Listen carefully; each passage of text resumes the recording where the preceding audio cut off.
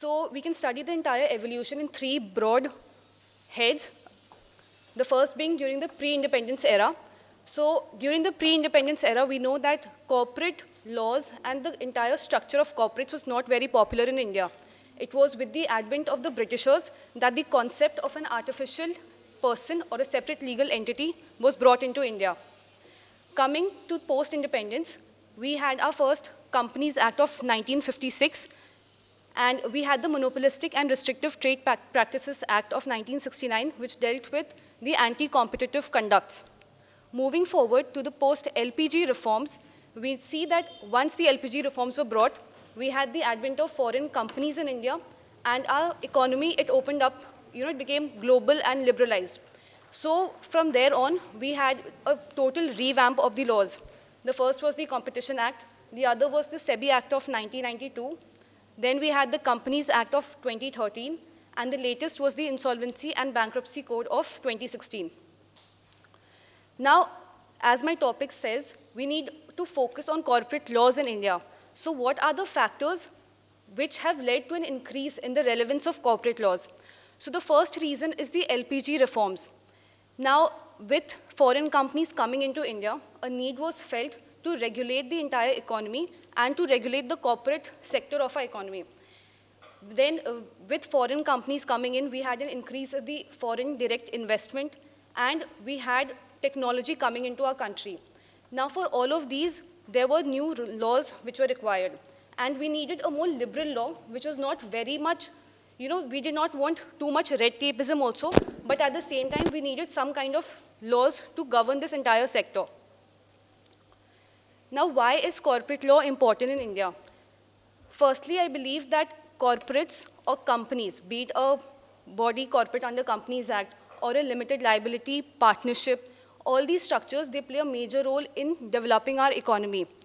We know that India has set ambitious targets for itself, and under the current ruling government, we have many policies like Make in India, Startup India, and in all of these reforms or in all of these policies, the highest role or the most role is of the corporates. So these corporates, they are going to help us increase our exports. They're going to increase manufacturing in India. And right now we know that we are at the peak of our demographic dividend, which gives us a boost in comparison to other countries.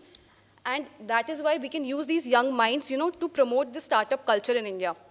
Now, in order to encourage this kind of startups, we need to provide the citizens with some kind of cushion or some kind of proper laws, because without law, no sector, no arm of the economy will function. So that is where corporate law comes into picture, and that is how we can see that it is becoming more and more relevant.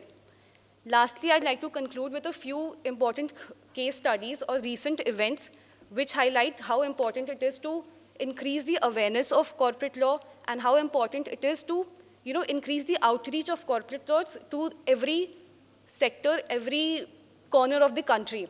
So we know we had the Sahara India case in which a number of retail investors and small investors, they lost their money. Now, investment, it is one such area where you need proper regulation and you need a lot of awareness. People need to be made aware about the laws, and they need to be made aware of where to invest their proper money. So I'll just like to explain the Sahara India case. So what happened was Sahara, it had two subsidiaries, and the company, it issued OFCDs of these two subsidiary companies, that is optionally fully convertible debentures. Now the Sahara Group, they tried to, under the garb of private placement, which is a concept under Companies Act, they tried to issue securities to a large number of companies, and they tried to divert or they tried to avert the jurisdiction of SEBI. Now this case, it went up to the Supreme Court, and it was held that SEBI, as a regulatory body of the entire stock exchanges and of the public listed companies, it had jurisdiction to impose fine and penalty upon Sahara India. Now the other important case was Airtel versus Reliance Jio, wherein the entire issue of abuse of dominant position was brought in. Although in this particular case, the Supreme Court said that there was no abuse of dominant position, but we can see it around us, how once Jio came into being, other mobile operators, they were all pushed out of market.